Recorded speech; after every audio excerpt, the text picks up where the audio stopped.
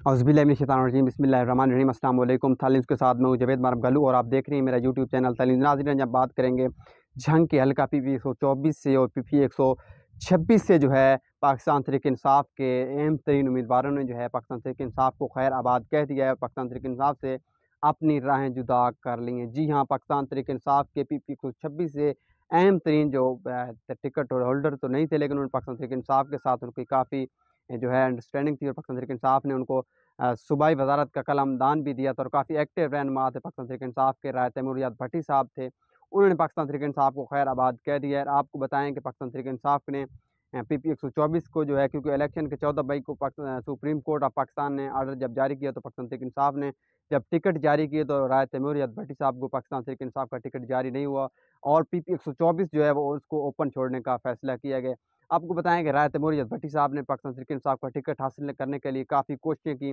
लेकिन उसके बावजूद भी उनको टिकट नहीं मिल सका। दूसरी जानिब साहिबजादा ग्रुप से जिनका ताल्लुक था गुलाम मोहम्मद गाजी साहब, उनको भी टिकट नहीं मिला। मजबूरन जो है चेयरमैन पाकिस्तान तहरीक इंसाफ ने इस हल्का को ओपन छोड़ा और इसमें जो है काफ़ी मकबूलियत थी। पाकिस्तान तहरीक इंसाफ का जो वोटर था,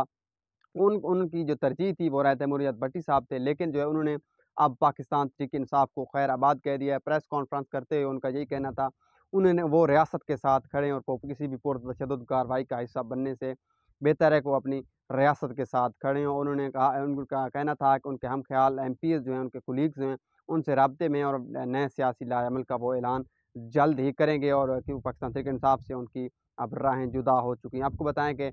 तैमूरियत भट्टी साहब को 2018 के आम इंतखाबात में भी पाकिस्तान तहरीक इंसाफ ने टिकट जारी नहीं किया था और अब भी पाकिस्तान तहरीक इंसाफ ने जब इलेक्शन की कुछ सूरत हाल बनी, लेकिन इलेक्शन तो नहीं हो सका, लेकिन उनको पाकिस्तान तहरीक इंसाफ ने टिकट जारी नहीं किया था और जो है जो 9 मई के पुरतशद्दुद वाक़यात थे शरपसंद अनासर की वजह से, उनको बुनियाद बनाकर जो है राय तैमूरियत भट्टी साहब ने पाकिस्तान तहरीक इंसाफ को खैर आबाद कह दिया है। ये काफ़ी बड़ा जो है झटका है पाकिस्तान तहरीक इंसाफ के लिए पीपी 124 से ख़ास तौर पर और जंग से भी एक अहम तरीन विकेट जो है पाकिस्तान तहरीक इंसाफ की गिर गई है। दूसरी जानिब जो है शेख यकूब साहब जो है साबिक एमपी हैं, वो तो काफ़ी पार्टियों में रह चुके हैं। पाकिस्तान मुस्लिम लीग नून से भी उनका ताल्लुक रहा है और उनके टिकट पर इलेक्शन लड़ते हैं। काफ़ी लीग में भी रहे हैं, साइकिल के निशान पर भी उन्होंने इलेक्शन लड़ा। अब जो है पाकिस्तान तहरीक इंसाफ ने पुराने वर्कर्स को नज़रअंदाज करके जो है चौधरी परवेज़ इलाही साहब की सिफ़ारिश पर उनको पाकिस्तान तहरीक इंसाफ का टिकट जारी किया, लेकिन जो है आज उन्होंने पाकिस्तान तहरीक इंसाफ को खैर आबाद कह दिया और पाकिस्तान तहरीक इंसाफ से अपनी राय जुदा करने के साथ-साथ पाकिस्तान तहरीक इंसाफ का टिकट वापस करने का ऐलान कर दिया है, जिसका जो है उन्होंने बाकायदा एक वीडियो पैगाम जारी किया और वीडियो पैगाम में उनका ये कहना था कि पाकिस्तान तहरीक इंसाफ के साथ वो मज़ीद नहीं चल सकते, क्योंकि जो है वो रियासत के साथ खड़े हैं। तो इस हवाले से मज़ीद